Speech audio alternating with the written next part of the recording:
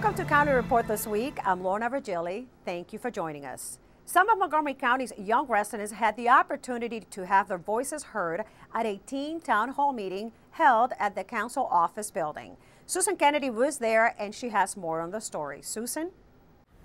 Lorna, this is the third time that the County Council has held a town hall meeting specifically designed for young people. It's a chance for them to come out and talk to them about issues that are on their minds.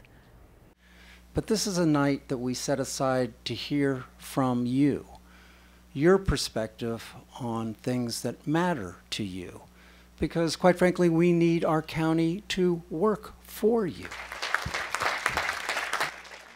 Dozens of students of all ages were on hand to express their ideas and concerns. What are your concerns with the plan?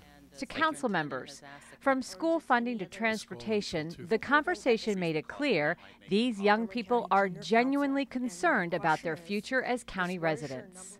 I travel from the Wheaton area all the way up here every morning, every afternoon to and from school. And I usually find myself taking the metro because the ride-on takes too long. Do you think that previous actions in relation to the budget and other actions in relation to our school system have changed the culture between the Board of Education and the County Council? The live event also invited those who couldn't attend to send their questions via Twitter. Some of the evening's youngest participants came prepared with a proposal for council members to spur economic development in the Burtonsville Crossroads community. And we wanted to build an international food play area and movie theater, and then you can, and then you can fill up all the jobs and all. Helps with the unemployment rate. We take very seriously our responsibility to try and create a better economy, more jobs. And we can also give people money to pay for their taxes, for their food, for their water, and for their shelter. This informed group of young residents engaged the council on a level well beyond their years. How can we support schools which have high population of minority students who are first generation and simply not prepared for college? We have to make sure that all of our students are able to be prepared for 21st century, because guess what? Especially in the Latino community, in the year 2050, 120 million people in the United States will be Latino. It's not just because it's the right thing to do, it's because the socioeconomic future of this country depends on that. So in Rockville, I'm Susan Kennedy for County Report This Week. In Snowden's Mill. For 2 years, the residents of 3 neighborhoods in the Forest Glen area of Silver Spring weathered major road improvements that incorporated environmentally conscious features. This week, they celebrated, along with the county executive, the completion of what appears to be the greenest streets in the county.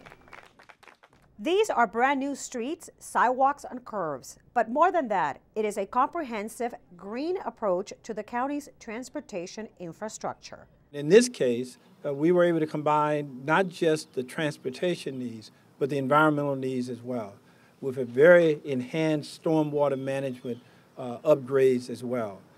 This is a collaboration that we will continue, not just here, but throughout all of Montgomery County, because it provides us with the ability to more effectively utilize the resources that we have, to prioritize those communities that need the help most urgently, and to make certain that we use those resources in a way that benefits our community. The Green Streets Initiative brought a total of 24 environmental features tied to the road construction, from preserving existing trees in the right-of-way to installing rain gardens and bioswales that channel runoff water in order to reduce pollution and improve water quality in a nearby stream. They are designed so they keep the water very close to where it falls and let it percolate down into the groundwater. And so we had rain gardens, and we have what's called bioswales that capture the water and hold it and let it percolate down. Most of the targeted roads in Forest Glen were in very poor condition, so 17 lane miles of road were removed and replaced. The project lasted 2 years, and neighborhood homeowners associations were fully engaged in the process. At the end, the streets within 3 neighborhoods and 1,200 homes are completely upgraded. The level of communication between the county and the residents was just off the charts, really surprising. Daily emails, daily calls, and worked hard to address neighborhood concerns. The quality of work is fantastic, and boy do we love, we have brand new streets. They didn't just pave, didn't just patch, didn't just put a new layer on. They dug everything up and rebuilt our streets new, and our sidewalks and our curbs. So the curb appeal, the street appeal, we're a walking neighborhood, we love our new sidewalks. So we're very happy for the investment. Councilmember Valerie Irvin held a press conference to highlight a new initiative that would create a food recovery effort in the county. It is hoped this new effort will help provide low-income residents of the county with assistance, as well as give a boost to the area's nonprofits. The council's implementation work group must submit its interim report to the council by March 31st of next year and a final report by July 1 of 2013. And I'm very happy to report that a couple of hours ago, my colleagues on the county council unanimously co-sponsored this effort, which doesn't happen very often. So we are off and running, and I'm feeling very encouraged by the enthusiasm of my colleagues this morning. Executive Leggett and event organizers held a press event to promote the World of Montgomery Festival that will take place later this month. World of Montgomery celebrates the diverse cultural heritages in the county through food, music, dance, visual art, and storytelling.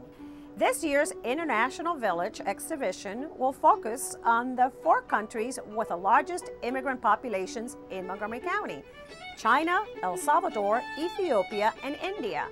Other festival highlights include international crafts, a pupusa cook-off, 2 stages of live entertainment, cooking demonstrations from local international chefs, crafts, and community service projects for children and youth. We want you to leave here inspired, motivated, and a part of a great community that welcomes all people. Continue to bless this event with your participation, with the resources, if you can, to help us, with bringing out your family, people who look different, people who have a different understanding of what Montgomery County is about, because we want everyone to feel a part of this. Congratulations. I feel proud to be the county executive of such a very, very fine county with so many different people from all over the world, and we'll welcome you, and we hope that you will be a part of this great celebration. World of Montgomery will take place on Sunday, October 21st from noon to 5 p.m. at the Wheaton Triangle in Wheaton. When we come back, the fire department does a demonstration to show us how to prevent home fires. And video cameras are becoming an important communication tool in transportation. We'll tell you how. On Rockville 11's Bridget Breuer. Coming up next, we'll tell you about an exciting new addition to Rockville Town Center when County Report This Week continues.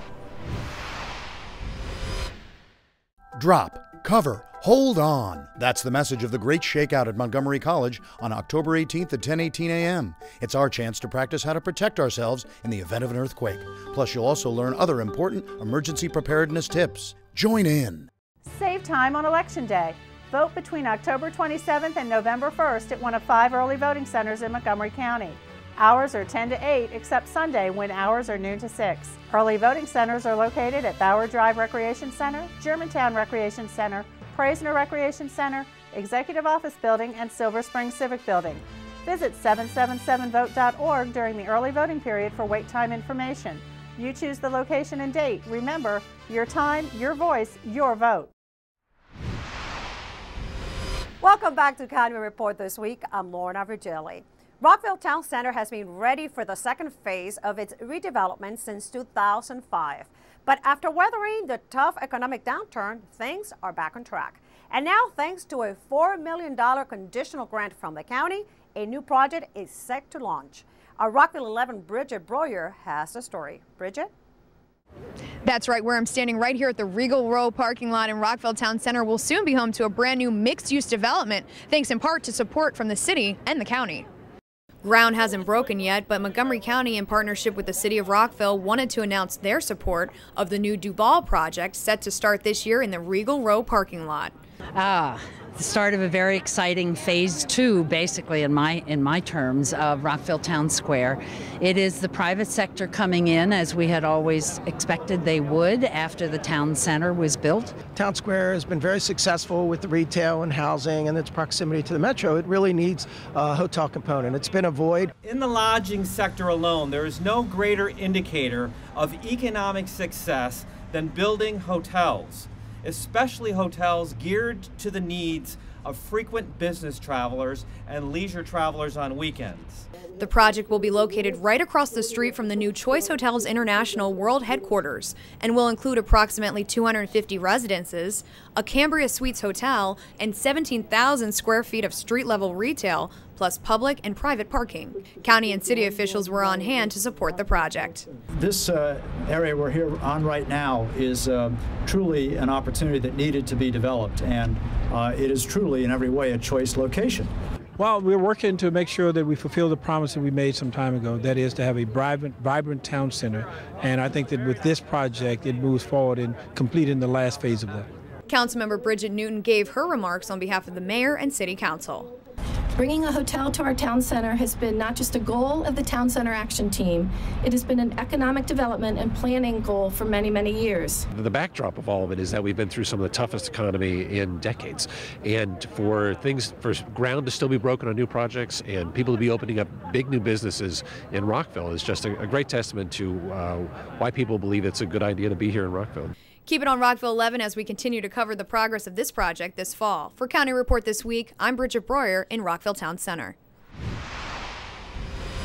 And here's Tom Pogue from the county's Department of Transportation with an update on how some video cameras are working to help you avoid traffic congestion. Tom? Hi, I'm Tom Pogue, Community Relations Manager for the Department of Transportation. Here's an update from Montgomery County. County Cable Montgomery, working with MCDOT's Transportation Management Center, has enhanced traffic camera coverage during the morning and evening rush hours.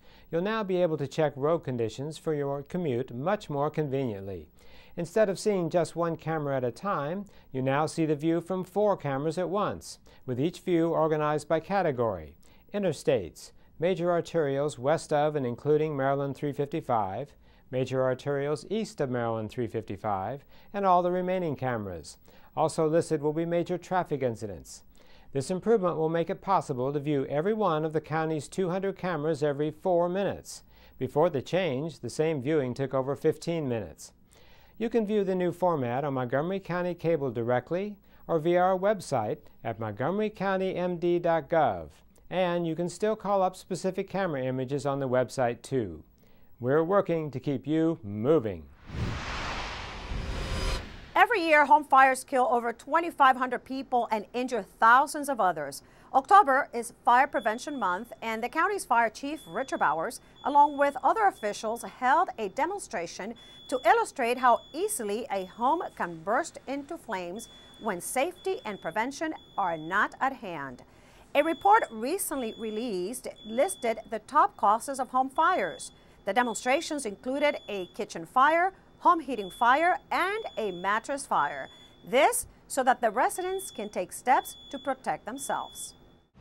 The next couple of months are an especially busy time of year for our firefighters and paramedics here in this region. The simplest thing a family can do to protect themselves from a fire is to have a working smoke alarm on every floor, all right, every level of the house. Recent surveys conducted by our firefighters and paramedics after serious fires here in Montgomery County have found that nearly 50% of the smoke alarms checked did not work. When we come back, we take you to a safe haven for domestic violence victims. And a local ESOL teacher has been highly recognized by the White House. Stay tuned.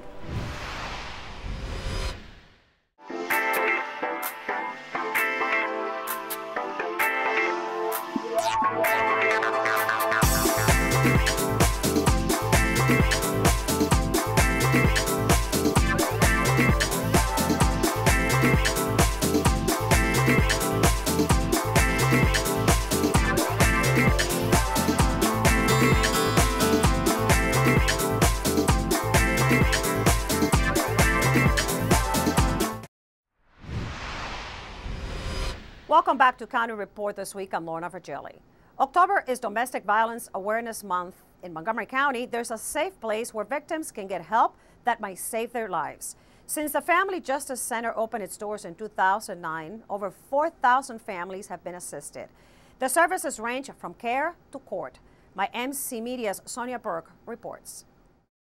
I'm inside the Family Justice Center, a one-stop shop for domestic violence victims. This high-tech tool at the center is a video hookup that allows a victim to testify in front of a judge for a protective order without having to be in the courtroom. They're not as isolated as they might be if they come into the courtroom. It's not as daunting or as frightening. We're probably the only center in the country that has this. It is such an innovative practice. Victims can also receive free counseling, immigration, and legal help at the center that is located inside the Eagle Building at Jefferson Plaza in Rockville. Prior to this, among all the other barriers that victims faced, they would have to go to as many as 17 different locations. It became very frustrating for them, and they sort of just give up after a while. We've helped already, I think, in the few years that we've been here, over 4,000 people from over 100 countries have come into this center to be given assistance. We're here, we're multilingual, we can help you no matter what part of our community you are from. Anna Valdez is a domestic violence survivor. Today, she's trying to help others escape and end the abuse cycle. I do prevention education against domestic violence, and my goal is not to put females or males in jail, is to prevent. The Family Justice Center is designed to relax and comfort visitors. There's a playroom for kids, and there's snacks. There is no fee. Almost all the art, furniture, food, and toys have been donated. What I'm most proud of is the community involvement with the Family Justice Center. All of the people in Montgomery County should feel that we are very fortunate to have a Family Justice Center. We should be very proud. Main function of government, one of the two most important things are changing lives and saving lives, and the people here are doing that. For County Report this week, I'm Sonia Burke reporting. This week, the council received a semi-annual report from the Montgomery County Planning Board. Council members have asked planners to add Stage 4 of the Clarksburg Master Plan to its work plan. It is a request that has some concern about how future development could affect the watershed of the 10-Mile Creek. We've seen that when development takes place, and it's no surprise when you move this kind of earth around, you do have an impact on fragile ecosystems, and 10 Mile Creek is a very fragile ecosystem. And so what we want to make sure, and what we said from the very beginning, is we would revisit our development plans going forward in light of our experience, and that's basically all we're asking planning staff to do. Is if before we go forward with Stage 4 development, we had said we'd pause, assess, and decide whether or not we can go forward under what terms and conditions. And that's what we're asking our planning board to do. That's what the planning board has asked us to authorize them to do. With this being such an environmentally sensitive area, it is extremely imperative for us to not only consider the economic development opportunities, the jobs, and the infrastructure that we promised to Clarksburg, but also balance that with its impact on the environment. And so I think that we have to hold our developers accountable and make sure that if they are going to proceed with a plan, that it makes sure that it has the utmost protections for our environment. A group of students from Montgomery College had a fascinating experience recently. Not only did they study about this country's Appalachian region, but they got to visit, experience, and learn about its rich wonder and deep history. Danielle Stetsky has the details. Lisa Latour is a honorary student at Montgomery College and part of the college's STEAM Renaissance Scholars Program. She was among 13 students selected to travel to Kentucky and Tennessee to learn more about the history and culturally important aspects of the Appalachian region. I guess I expected when I was driving down there that you would see like a billboard entering Appalachia. As Lisa found out, there was no billboard showing the beginning or the end of the Appalachian region, but a wealth of different experiences to learn about and absorb. The Appalachian region follows the spine of the Appalachian Mountains, from southern New York to northern Mississippi. The college's program coordinator had the specific goals in mind when choosing this region for their educational journey. We wanted to be able to take students to somewhere close to Maryland, but still culturally, politically, socially very distinct. As the trip went on, both the students and teachers discovered much about this fascinating region, including how much the people there could teach them about the region's history. I think that what really jumped out day after day on the trip was how important local knowledge was. One student was talking to me and he said, I get it now, it's a puzzle and we're putting the puzzle pieces together. And those puzzle pieces were really constructed by the people we talked to. The students on the trip represented a variety of backgrounds and majors, ranging in age from 18 to 43. Once on the road, they visited a frontier nursing service, a coal mine museum, a college farm and forest, and a civil rights learning center, as well as the Great Smoky Mountains. One of Lisa's favorite parts of the trip was meeting with a brother of 2 students that were in the first class to graduate from a local high school after desegregation. Growing up in a town, you know, my being from the north, I really have not seen that happen, but knowing that he did not go to school up until 8th grade with anybody but other African American or black children. So that really hit home to hear the personal experiences. Upon returning, they brought their studies full circle, conducting researching projects related to the trip. For County Report this week in Germantown, this is Danielle Stesky reporting. Sylvia Rodriguez McDonald, an ESOL teacher at Lois P. Rockwell Elementary School, has been named to the White House Champions of Change program. The first-generation Cuban-American used her own experiences to connect with a rapidly growing ESOL population at her school. At Lois P. Rockwell Elementary School, a teacher has been recognized as a White House Champion of Change. Sylvia Rodriguez McDonald, a first-generation Cuban-American, was honored for her work with the school's rapidly growing English for Speakers of Other Languages, ESOL, population. When I went to school, I only knew Spanish, and it was very challenging for me, not just in my elementary years, but basically my whole school career until I became an adult. So I felt the need to educate children and help them learn the English that they need in school to be successful. For a school that had minimal diversity 8 years ago, McDonald's multicultural background was a welcome addition to the staff. Sylvia has taken what she does for ESOL students and educated everyone in the building about how to work with kids that come in with different backgrounds, and it's great to have that highlighted in something as awesome as being a champion of change at the White House. With the ESOL program, Mrs. McDonald is able to pull them out and meet their needs, and also to support us so that when we have the teaching time that we have with them, they start to have the understanding of the language, especially with the academic languages. I feel that my multicultural background is an asset to my teaching students because it helps them relate to me and it helps me relate to them and their needs, and it gives them a feeling of belonging. And I'm also respectful of the many cultures that I teach and help the students learn from each other about other cultures. Rodriguez joins other education champions from across the nation who also set a strong example in the classroom. They will share stories and ideas on inspiring students to excel in school and life. When we come back, we invite you to a town hall meeting with the county executive and tell you how to schedule your free flu shot. We'll be right back.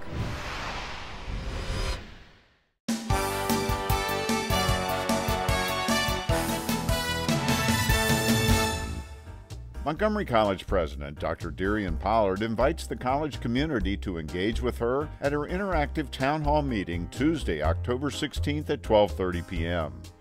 Watch and participate online or check out a rebroadcast on MCTV. Discovery Communications and MC are teaming up to present a series of lectures for students.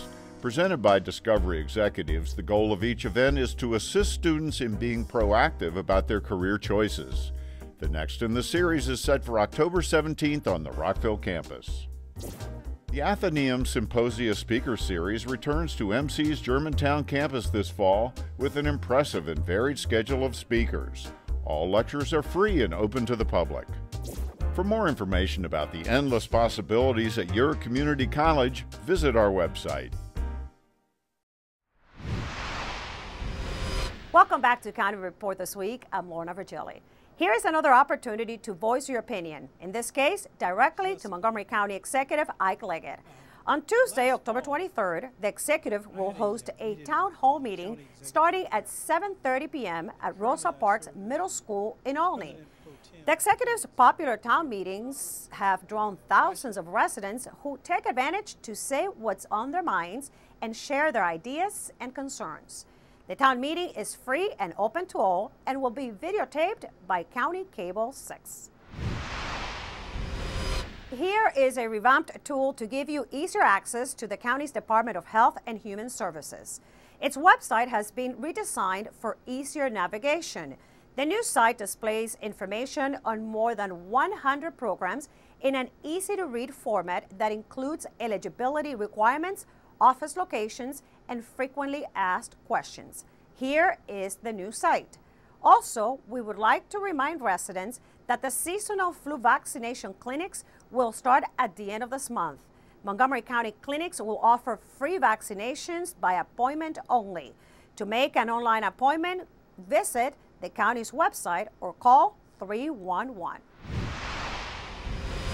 In our Pet of the Week segment, let's go to Kathy Stanhope from the Humane Society. Kathy brings us a male dog that needs adoption. Hi, this is Kathy Stanhope with your Pet of the Week at the Montgomery County Humane Society, and we are here with something very, very special today. This is one of the littlest dogs I've ever met. This is Tingo. He's about 7 months old. We're calling him a Boston Chihuahua because we believe he's a Chihuahua mixed with a Boston Terrier. As you can see, he's tri-colored, mostly black, a little white and a little tan, and he is sweet and he is scared.